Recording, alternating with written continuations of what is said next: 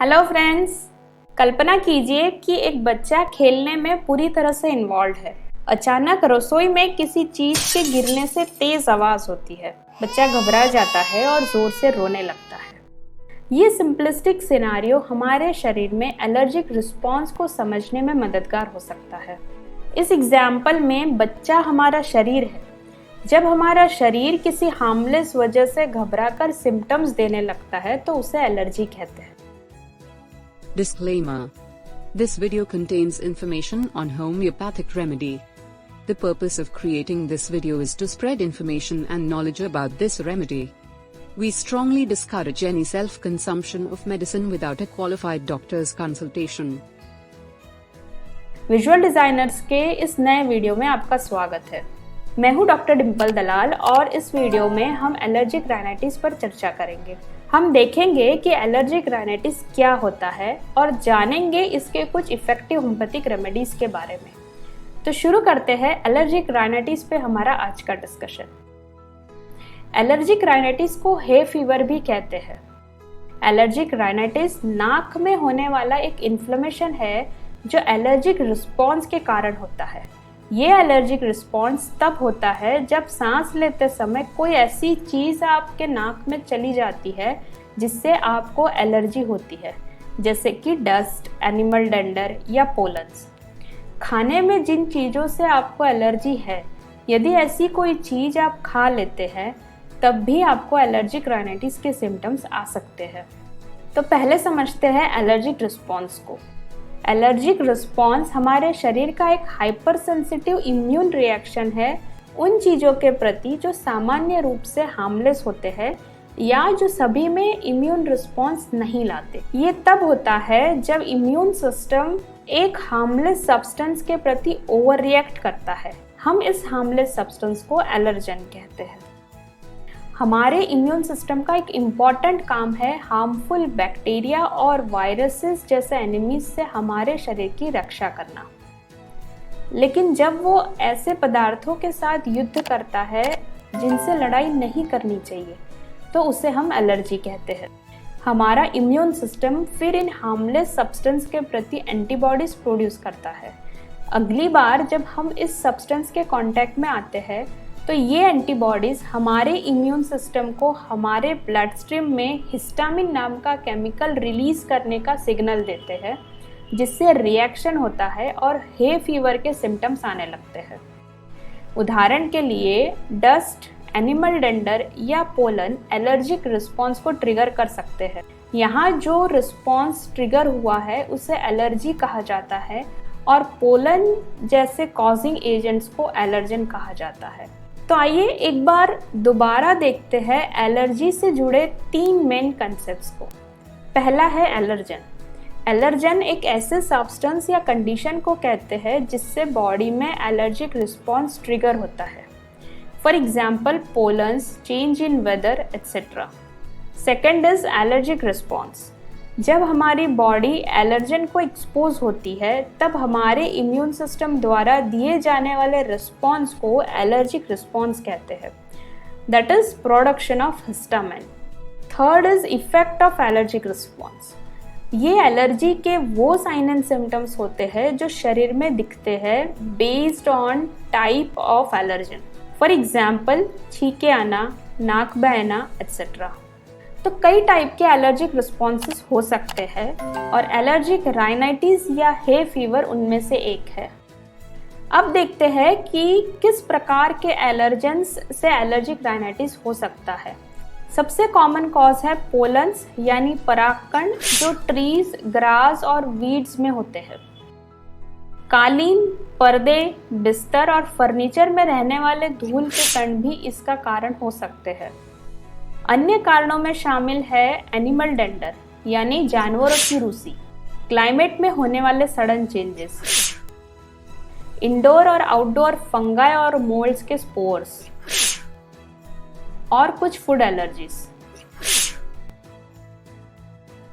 तो ये कुछ एलर्जेंस थे जिनके कारण एलर्जिक राइनाइटिस हो सकता है।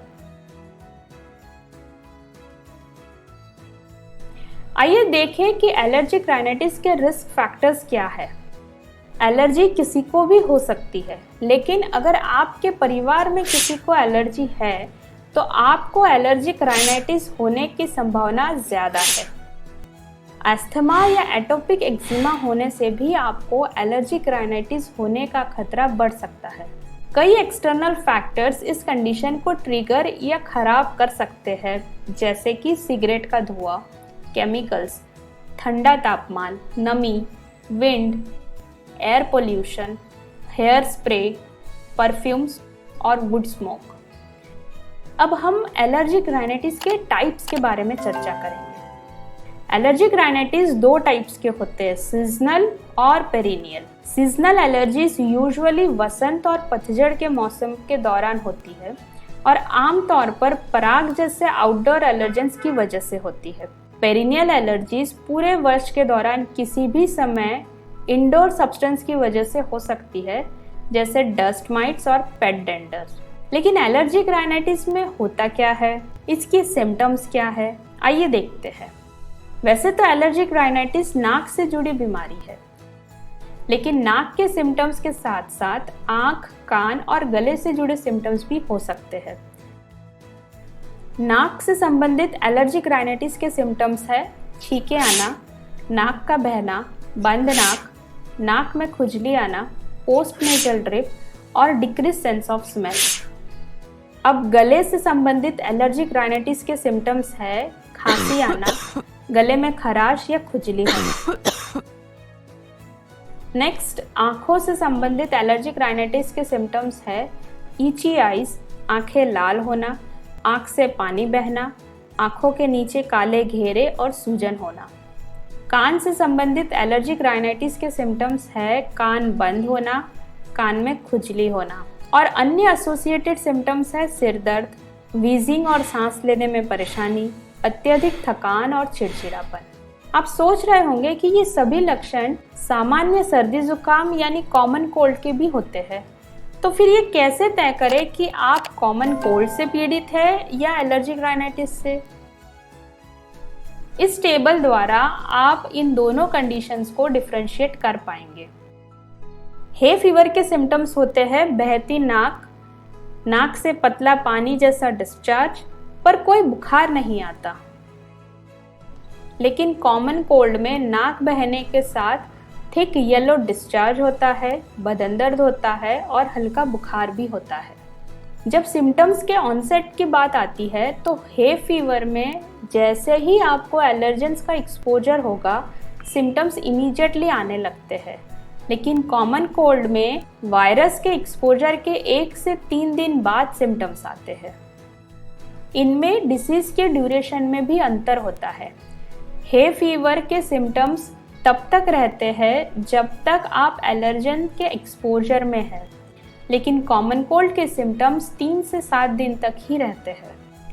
तो ये थे कुछ डिफरेंसेस कॉमन कोल्ड और एलर्जिक राइनाइटिस के बीच में। एलर्जिक राइनाइटिस को यदि ट्रीट ना किया जाए तो कॉम्प्लिकेशंस हो सकते हैं, जैसे कि नींद खराब होना। हे फीवर के सिम्टम्स आपको जगाए रख सकते हैं या सोने में कठिनाई पैदा कर सकते हैं, जिससे थकान और अस्वस्थ महसूस हो सकता है। सेकेंड कॉम्प्लिकेशन है बिगड़ता अस्थमा। हे फीवर कफिंग और वीजिंग जैसे अस्थमा के सिम्टम्स को और बढ़ा सकते हैं। थर्ड कॉम्प्लिकेशन है हे फीवर से कान में बार बार इन्फेक्शन का होना। नेक्स्ट कॉम्प्लिकेशन है साइनोसाइटिस। हे फीवर के कारण लंबे समय तक साइनस में कंजेशन होने की वजह से साइनोसाइटिस के लिए आपकी ससेप्टिबिलिटी बढ़ सकती है। And lastly quality of life का रिड्यूस होना। हे फीवर आपकी एक्टिविटीज़ के एंजॉयमेंट में इंटरफियर कर सकता है और आपको लेस प्रोडक्टिव बना सकता है। कई लोगों के लिए हे फीवर के सिम्टम्स अपने काम या स्कूल से एब्सेंस का कारण बनते हैं। तो हे फीवर के लिए प्रिवेंटिव मेजर्स क्या है? लाइफस्टाइल चेंजेस आपको एलर्जी के साथ जीने में मदद कर सकते हैं। जितना हो सके इरिटेशन पैदा करने वाली चीज़ों से बचकर आप हे फीवर के सिम्टम्स से राहत पा सकते हैं।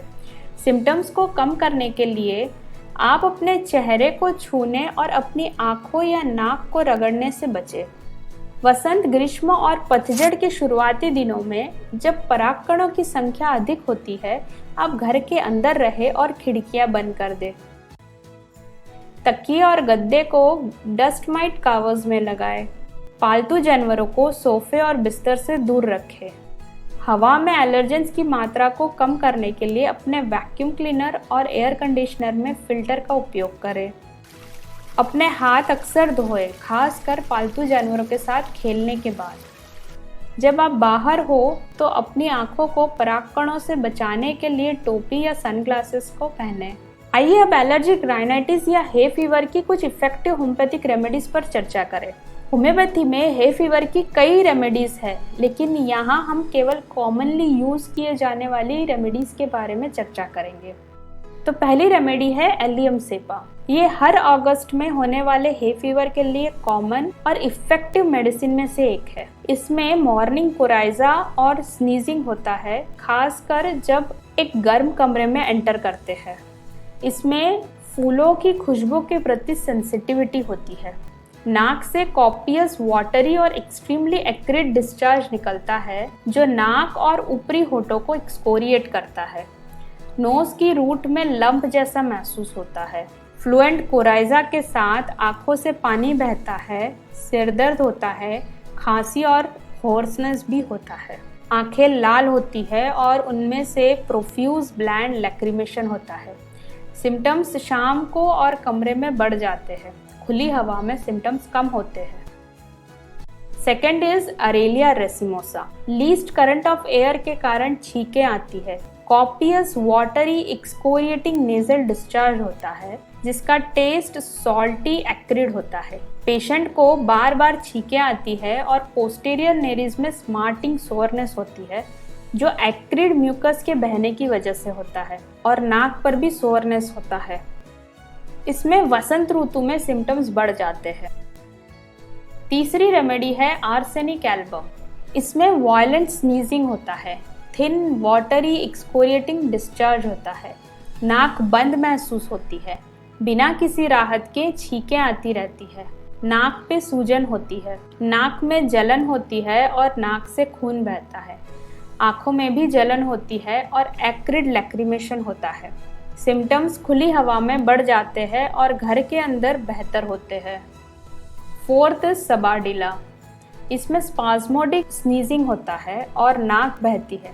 कोराइजा के साथ सीवियर फ्रंटल पेन होता है और आंखें लाल हो जाती है। आंखों में जलन होती है और लैक्रिमेशन भी होता है। नाक से कॉपियस वाटरी डिस्चार्ज होता है। नाक में खुजली होती है। बिना कोराइजा के नाक से बड़ी मात्रा में वाइट ट्रांसपेरेंट म्यूकस निकलता है। कोल्ड एयर, कोल्ड फूड और ड्रिंक्स से सिम्टम्स बढ़ जाते हैं। वार्म फूड और ड्रिंक्स से और व्रैप अप होने से सिम्टम्स में सुधार होता है। Fifth remedy is sticta pulmonaria. इसमें नोज की रूट में फुलनेस महसूस होती है। नेजल मेम्ब्रेन का ड्राइनेस होता है। सिक्रेशंस तेजी से सूख जाते हैं और स्कैब्स बन जाते हैं, जिसे डिसलॉज करना मुश्किल हो जाता है। नाक को ब्लो करने की ज़रूरत महसूस होती है, लेकिन कोई डिस्चार्ज नहीं निकलता। खासकर शाम में और रात में ड्राई स्कैब्स होते हैं। लगातार छींकों के साथ फोरहेड और राइट साइड ऑफ नोज में फुलनेस होती है। राइट साइड की नोज में टिंगलिंग भी होती है। कोराइजा दोपहर में और सडन चेंजेस ऑफ टेम्परेचर से बढ़ जाता है, जबकि खुली हवा में बेहतर होता है। तो दोस्तों, ये थी एलर्जिक राइनाइटिस या हे फीवर के बारे में कुछ जानकारी। अगर आपको ये वीडियो पसंद आया हो तो प्लीज़ इसे लाइक और शेयर करना ना भूलें। यदि आपने अभी तक हमारे चैनल को सब्सक्राइब नहीं किया है तो प्लीज़ डू सो नाउ। हमें कमेंट करके अपना फीडबैक ज़रूर दीजिएगा। Thanks for watching. बाय।